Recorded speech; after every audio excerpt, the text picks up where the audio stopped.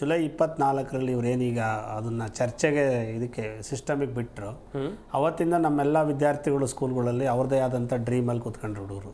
ಅಂದರೆ ಎಕ್ಸಾಮ್ಗೆ ಅಷ್ಟು ಸೀರಿಯಸ್ನೆಸ್ ಏನು ಬೇಕಾಗಲ್ಲ. ಸೊ ಕೇವಲ 10 ಮಾರ್ಕ್ಸ್ ಮಾತ್ರ ಸ್ಕೋರ್, 12 ಅಥವಾ 13 ಮಾರ್ಕ್ಸ್ ಅಂತ ಹೇಳಿದ್ದಾರೆ ಅವ್ರು, 13 ಮಾರ್ಕ್ಸ್ ಒಂದು ಸಬ್ಜೆಕ್ಟ್ಗೆ ಅಂತ. ಸಮ್ಟೈಮ್ 10 ಮಾರ್ಕ್ಸ್ ಬಂದರೂ ಕೂಡ ಪಾಸ್ ಅಂತ ಹೇಳಿರೋದು ಎಲ್ಲೋ ಒಂದು ಕಡೆ ಮಕ್ಕಳಲ್ಲಿ ಒಂದು ಗೊಂದಲ ಶುರುವಾಗಿತ್ತು.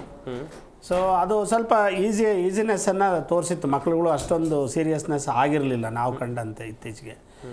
ಸೊ ನಾವು ಇವತ್ತು ಬರ್ಬೋದು ಫೈನಲ್ ಆರ್ಡ್ರು ನಾಳೆ ಬರ್ಬೋದು ಅಂತ ಕಾಯ್ತಾ ಇದ್ವಿ ಖಾಸಗಿ ಶಾಲೆಯವರು.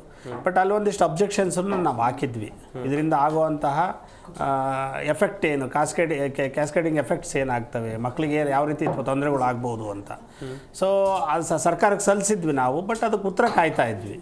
ಸೊ ಇವತ್ತಿನವರೆಗೂ ಉತ್ತರವನ್ನು ಕೊಡದೆ ಆಲ್ ಆಫ್ ಎ ಸಡನ್ ನೀವು ಎಕ್ಸಾಮ್ ಟೈಮ್ ಟೇಬಲನ್ನು ಅನೌನ್ಸ್ ಮಾಡ್ತೀರಾ, ಮಾರ್ಚ್ 18ರಿಂದ ಎಕ್ಸಾಮ್ ಅಂತೇಳಿ, ಏಪ್ರಿಲ್ 1ರೊಳಗೆ ನಿಮ್ಮ ಪರೀಕ್ಷೆ ಮುಗಿಸ್ತೀವಿ ಅಂತ ಹೇಳ್ತೀರಾ. ಸೊ ಹಂಗೆ ಹೇಳಿದಾಗ ಮತ್ತಷ್ಟು ನಮಗೆ ಗೊಂದಲ ಶುರುವಾಗುತ್ತೆ. 35 ಮಾರ್ಕ್ಸ್ಗೆ ಇವ್ರು ಫಿಕ್ಸ್ ಮಾಡ್ತಾರಾ ಅಂತ, 35%ಗೆ ಇವ್ರು ಫಿಕ್ಸ್ ಮಾಡ್ತಾರಾ ಅಂತ. ಸೊ ಈಗೇನಾಗುತ್ತೆ, ಮತ್ತೆ ಮಕ್ಕಳು ಒತ್ತಡಕ್ಕೆ ಸಿಗಾಕೊಳ್ತವೆ ಇವ್ರ ಆದೇಶವನ್ನು ನಿರ್ಧಾರವನ್ನು ಪ್ರಾಪರ್ ತಗೊಳ್ದಾಗಿದ್ದರೆ. ಸೊ ಇವರು ನಿರ್ಧಾರ ತಗೊಳ್ಳುವಾಗಲೇ ನಾವು ಅದನ್ನು ಒಂದಿಷ್ಟು ಯೋಚನೆ ಮಾಡಿ ನಿರ್ಧಾರವನ್ನು ತಗೋಬೇಕಾಗಿತ್ತು ಅಂತ.